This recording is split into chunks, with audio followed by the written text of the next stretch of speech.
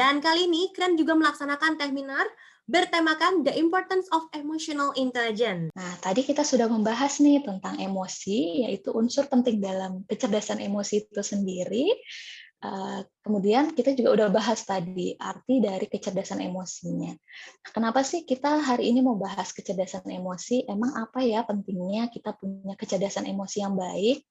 Memang sebenarnya penting sekali memiliki emotional intelligence dalam hidup kita, tapi di sini saya ingin meng-highlight 3 poin besar yang mungkin menjadi hal yang terpenting gitu, yang menjadi kemampuan atau skill yang bisa kita kembangkan ketika kita memiliki kecerdasan emosi yang baik. Yang pertama adalah problem solving. Ketika kita memiliki kecerdasan emosi yang baik, biasanya kita akan lebih mudah untuk memecahkan masalah. Apapun masalah dalam hidup kita akan lebih tenang, lebih objektif, dan lebih mudah untuk menyelesaikannya gitu. Jadi penting sekali ya punya emotional intelligence, apalagi ketika kita menghadapi ujian-ujian dalam hidup, baik di sekolah, di kuliah, maupun di pekerjaan atau di keluarga. Kemudian yang kedua, kemampuan untuk menentukan keputusan atau decision making itu juga akan meningkat ketika kita memiliki emotional intelligence yang bagus. Jadi seseorang yang cerdas secara emosi itu akan lebih mampu untuk menentukan mana yang baik untuk dirinya, mana yang terbaik untuk kehidupannya, sehingga ketika dihadapkan pada suatu pilihan atau keputusan akan lebih mudah untuk memilih dengan bijak gitu. Nah, yang ketiga, kemampuan untuk self management kita atau pengelolaan diri kita juga akan lebih baik ketika kita memiliki kecerdasan emosi yang baik pula. Kita akan lebih mudah untuk mengelola baik perasaan kita, pemikiran kita, tubuh kita atau fisik kita, dan di dalamnya self management itu juga mungkin teman-teman sudah sering mendengar orang yang bisa mengelola dirinya juga akan bisa mengelola waktunya ya. Jadi teman-teman akan lebih bijak gitu, lebih baik dalam menjalani kehidupan karir, kehidupan keluarga, atau pekerjaan dan sekolah gitu ya, pendidikan dengan kemampuan self management yang bagus. Nah, selain 3 hal tadi yang menjadi hal yang penting yang dapat meningkat gitu ketika kita memiliki kecerdasan emosi yang baik. Nah, ini saya juga akan menyampaikan manfaat-manfaat lain yang didatangkan ketika kita memiliki kecerdasan emosi yang baik. Yang pertama, kita akan lebih mampu untuk memahami emosi kita dan emosi orang lain, dan kita bisa menggunakannya dengan bijak gitu. Jadi kita bisa mengekspresikan emosi kita lewat sikap dan perilaku kita dengan sangat bijak.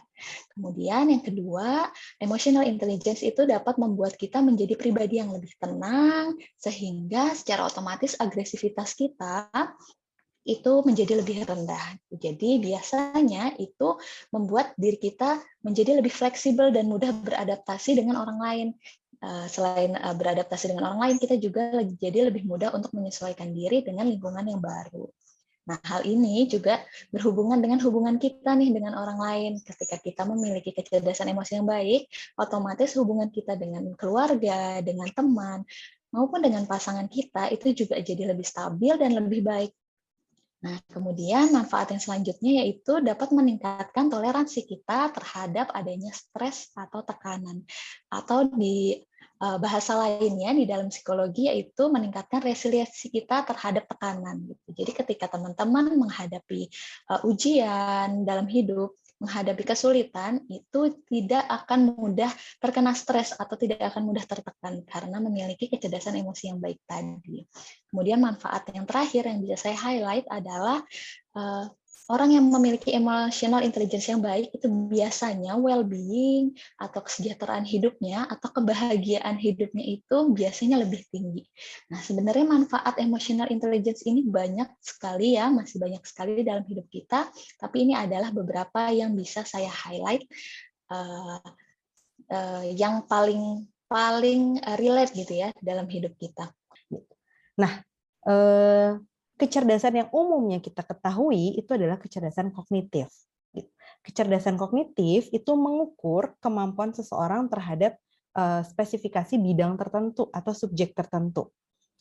Nah, biasanya kecerdasan kognitif itu sudah diukur nih melalui tes yang sudah terstandarisasi berdasarkan usia seseorang. Jadi kematangan pada saat mau masuk SD, mau masuk TK, terus nanti untuk minat karir, itu ada tes IQ yang biasa kita kenal. Yang jarang kita kenal itu kecerdasan emosi nih teman-teman. Gitu. Jadi kecerdasan emosi itu seperti apa sih?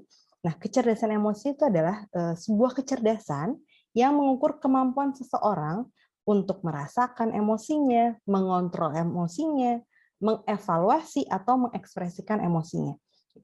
Nah, cara pengukurannya sama, itu sama melalui tes yang juga sudah terstandarisasi, tapi dilakukan dengan sejumlah assessment. Jadi ada penilaian self-evaluation, ada penilaian dari orang lain, dan ada tools-tools psikologi lainnya. Nah, ketika kita sudah mengetahui definisi dari kecerdasan intelligence atau kognitif sendiri, dan kecerdasan emosi, sekarang aku mau membahas perbedaannya, nih teman-teman. Mulai dari perbedaan kecerdasan kognitif dulu. Kecerdasan kognitif itu mencangkup kemampuan-kemampuan pada subjek tertentu. Misalnya, kita cerdas pada kemampuan matematis, kita bisa berpikir analitis, spasial, analisa, memori, recall. Jadi sesuatu yang dipelajari melalui institusi pendidikan atau sekolah. Sedangkan kalau kecerdasan emosi, dia adalah sesuatu yang kemampuan untuk mengenali emosinya. Bagaimana tadi kita bisa mengidentifikasi apa sih emosi yang sedang kita rasakan. Ada banyak sekali, sudah dijelaskan oleh Kak Cindy tadi. Banyak banget emosi yang kita rasakan. Kita memiliki kemampuan untuk mengenali emosinya. Kita sudah mengenali emosinya, kita memiliki kemampuan untuk mengelola emosi tersebut. Dan kita juga peka terhadap emosi orang lain. Sehingga kecerdasan emosi ini bisa membantu kita meningkatkan kualitas hubungan interpersonal. Karena selain kita menyadari emosi kita sendiri, kita juga peka terhadap emosi orang lain. Nah, kecerdasan emosi ini memang nggak ada tuh institusi khusus sekolah kecerdasan emosi itu kayaknya nggak ada. Gitu. Tapi sekolah-sekolah pun juga punya kurikulum untuk melatih kecerdasan emosi. Misalnya ada karakter building, ada kompetensi untuk kerjasama, dilatih bagaimana anak-anak melakukan kerjasama, terus misalnya juga gotong royong. Nah, tetapi kecerdasan emosi itu latihannya melalui fase hidup, tantangan hidup. Bagaimana kita bisa mengenali emosi kita bisa mengelola emosi kita setiap kita menemui tantangan hidup. Gitu, teman-teman. Kalau dengan orang dewasa, pada dasarnya sama. Cuman karena ada beberapa hal misalnya seperti orang dewasa bisa untuk berlatih shooting dan grounding teknik. Itu artinya kemampuan untuk menenangkan diri atau self-shooting ini tadi. Tadi ada pertanyaan menarik sih yang saya baca di kolom komentar. Pertanyaan adalah tentang, Kak, kalau ada meeting penting dan harus mengambil keputusan dengan sangat cepat, tapi kita dalam keadaan panik, itu gimana ya? Nah, hal yang pertama harus dilakukan adalah syuting dulu, menenangkan diri. Menenangkan diri ini nggak harus harus ambil waktu sekitar 1 jam, 3 jam, atau satu harian, nggak, tergantung. Bahkan kita bisa syuting dalam waktu 5 detik. Misalnya yang paling simple adalah deep breathing atau teknik pengambilan pernafasan. Ini terkesan kayak simple, sederhana, dan atau di awal-awal saya sempat skeptis ketika apakah deep breathing ini membantu seseorang untuk menenangkan diri. Ternyata ketika kita latih setiap hari bahkan, itu akan jadi satu kebiasaan ketika ada masalah, kita bisa langsung dengan auto menarik nafas, karena sebenarnya penarikan nafas itu juga membantu untuk mentransfer oksigen di seluruh darah, sehingga di otak itu lebih gampang kita untuk berpikir. Nah, ketika kita lebih gampang berpikir, maka pengambilan keputusannya pun akan lebih enak. Nah, teknik untuk menenangkan diri ini sebenarnya sangat baik, sangat bermanfaat karena ini membantu kita untuk berjarak dulu dari masalah. Gitu. Karena kan tadi kayak Kak Sabrina bilang, cenderung nih kita suka nih memberikan reaksi dengan sangat impulsif, dengan sangat cepat. Padahal sebenarnya kita bisa memberikan jeda sebentar, memberikan space untuk kita tenang, lalu gunanya adalah berjarak. Ketika kita berjarak, kita bisa melihat masalah itu dari helikopter view, artinya dari atas. Nah, ketika kita bisa melihat masalah di atas, kita bisa melihat sebenarnya masalah di bawahnya apa ya. Kayak misalnya ada labirin nih, ibarat. Nah, labirin itu ketika kita jalan melalui pintu, dari pintu ke pintu, di real time-nya, kita akan merasa bahwa, waduh ini sangat memusingkan. Karena ketika ke kanan kok salah, ke kiri kok salah gitu kan.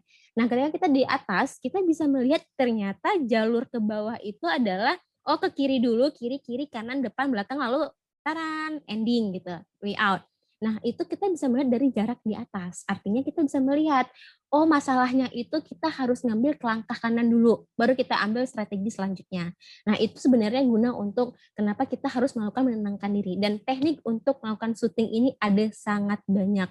Bisa kalau dengan sangat cepat lah di breathing, dengan cara yang lain bisa dengan mindful, atau bisa dengan cara mengaktifasi panca indera, misalnya seperti mencium aroma-aroma yang enak, menenangkan, aromaterapi misalnya, mendengar suara-suara yang menyenangkan, memberikan refreshment pada diri, atau misalnya dengan makan. Kadang-kadang suka tuh kalau karena kita suka lapar ya, dan dengan sebelum meeting itu kita tadi belum makan, jadi tuh perut kriukan, kita butuh nutrisi, butuh gula misalnya untuk berpikir dengan jernih gitu. Jadi bisa dilakukan teknik-teknik syuting untuk mengaktifasi panca indera tadi itu, dan sehingga kita bisa mengidentifikasi nih emosi tadi, kemudian mengatasi stres. Akhirnya kita mampu untuk bangkit dari kesulitan sehingga kita tahu strategi apa yang harus kita lakukan.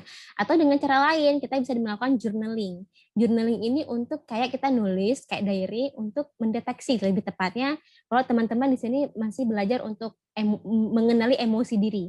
Pada saat kapan sih emosi-emosi tertentu itu muncul? Happy, sedih, rasa jijik, rasa marah, itu kapan munculnya?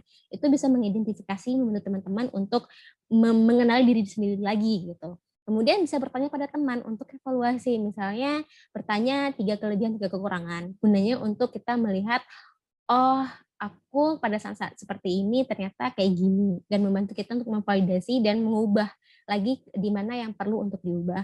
Kemudian berlatih menerima kritikan, karena memang kritikan itu untuk sebagian orang tuh nggak enak untuk didengar, karena itu kan arealnya kena ke self esteem, harga diri ketika dikritik. Jadi belajar untuk menerima kritikan juga salah satu areal atau lapangan untuk kita untuk melatih kecerdasan emosi tadi. Kemudian berlatih untuk mendengarkan orang lain, mengenali komunikasi verbal dan non verbal.